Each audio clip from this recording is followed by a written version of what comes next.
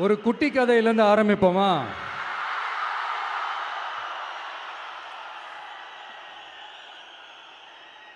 ஒரு பெரிய ஊர், ஒரு 4 ரோடு ஜாயிண்ட் ஆகிற மாதிரி ஒரு ஜங்ஷன், ஒரு பிஸியான ஏரியா, ஆள் நடமாட்டம் அதிகமாக இருக்கக்கூடிய ஒரு ஏரியா. அங்கே சென்டரில் ஒரு முரட்டு ஜல்லிக்கட்டு காலை ஒன்று நின்றுட்டு இருக்குது. காலில் மண்ணை வீசிக்கிட்டு சீறிக்கிட்டு அப்படியே நின்றுட்டுருக்குது. யாருமே பக்கத்தில் போக முடியல. அந்த இடம் ஒரு கேஷுவலாக மாறணும் அப்படின்னா அந்த காளையை அடக்கி அமைதி ஆக்கினா தான் மறுபடியும் ஒரு பேக் டு நார்மல் சுச்சுவேஷனுக்கு அந்த இடம் மாறும். அந்த ஊரில் இருக்கிற ஒரு சில பேருக்கு மட்டும்தான் அந்த காளை அடங்கும். அவங்க யாருமே அங்கே இல்லை. ஆனால் அந்த க்ரௌடில் இருந்த ஒரு சில பேர், ஆல்ரெடி அந்த காளையை அடக்கணங்களோடு இருந்த ஒரு சில பேர், எங்களுக்கு இல்லாத அனுபவமா? நாங்க பார்க்காத காளையா? நாங்க பார்க்காத மாடா? நாங்க போய் அடக்குறோன்னு சொல்லிட்டு உள்ள போறாங்க. ஒருத்தராலையும் அந்த காளையை தொடக்கூட முடியல. எல்லாரையும் அடிச்சு வீசி தூக்கி போட்டுருச்சு. இப்போ என்னடா பண்றது அப்படின்னு பார்க்கும்போது அந்த கூட்டத்தை விலக்கிட்டு ஒரு சின்ன பையன் ஒரு என்ட்ரி ஒன்று கொடுக்குறான். உங்களுக்கு தான் தெரியும்ல, டேய் எங்களாலே முடியல, நீ எல்லாம் என்னத்தை போய் கிழிக்க போற? எங்களுக்கு அவ்வளோ அனுபவம் இருக்குது, நாங்களே அடிபட்டு ஓரமாக படுத்து கிடக்கிறோம். இவன் விளையாட்டுத்தனமாக ஏதோ பண்ணிட்டு கிடக்கிறான், பாவம் அந்த காளைகிட்ட போய் அடிபட்டு சாவ போகிறான். பச்சா பையன், அந்த பையன், இந்த பையன், அண்டர் எஸ்டிமேட் பண்ணுறது, ஏளனமாக பேசுறது, இப்படி ஒரு பக்கம். இன்னொரு பக்கம் பரிதாபப்பட்டு, ஐயோ பாவமே, இப்படி தனியாக போய் மாட்டிக்கிட்டானே அந்த காளைகிட்ட, என்ன பண்ண போகிறானோ அப்படின்ட்டு ஒரு பக்கம் பரிதாபப்பட்டு பேசுகிறாங்க.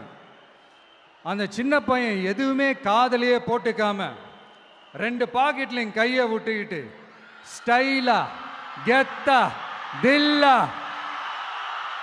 அப்படியே உள்ள போறான். ஒரு ஸ்டெப் எடுத்து வைக்கிறான், அந்த காலை அப்படியே சீறிக்கிட்டே நின்றுட்டு இருக்குது. இன்னொரு ஸ்டெப் எடுத்து வைக்கிறான், காலை அப்படியே சீறிக்கிட்டே முன்னாடி வருது.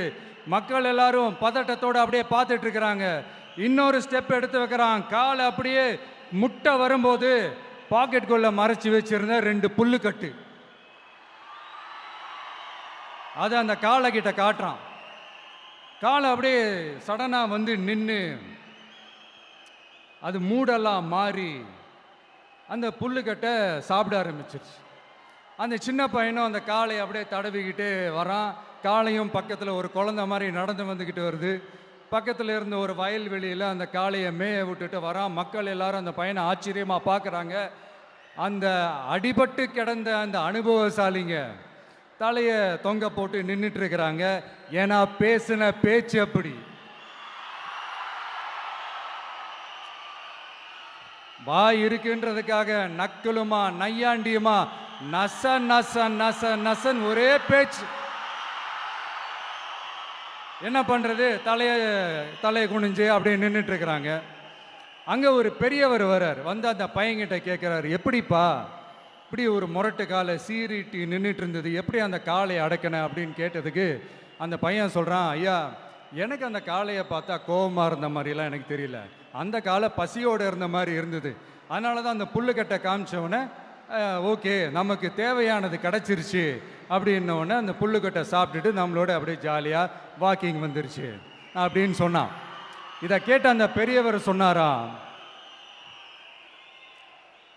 இந்த சின்னவங்க பெரியவங்க, அனுபவம் இருக்கிறவங்க அனுபவம் இல்லாதவங்க இதெல்லாம் விஷயமே கிடையாது.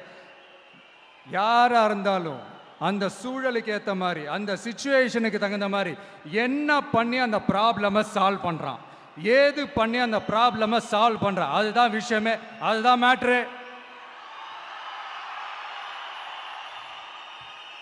ஸோ நீ சூப்பர்ப்பா, என்ன ப்ராப்ளம் வந்தாலும் நீ சால்வ் பண்ணிடுவ அப்படின்னு முதுகில் தட்டி கொடுத்துட்டு அந்த பெரியவர் போகிறார். இப்போ அந்த கதையில் அந்த முரட்டு ஜல்லிக்கட்டு காலை தான் நம்ம தமிழ்நாட்டு அரசியல் களம்.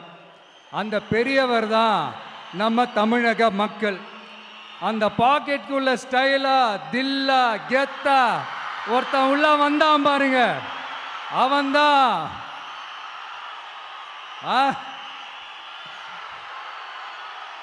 நான் இல்லைங்க, நான் இல்லை, நான் நீங்க நாம எல்லாருமா சேர்ந்து மாபெரும் மக்கள் சக்தியா இருக்கக்கூடிய நம்ம டிவிக்கு.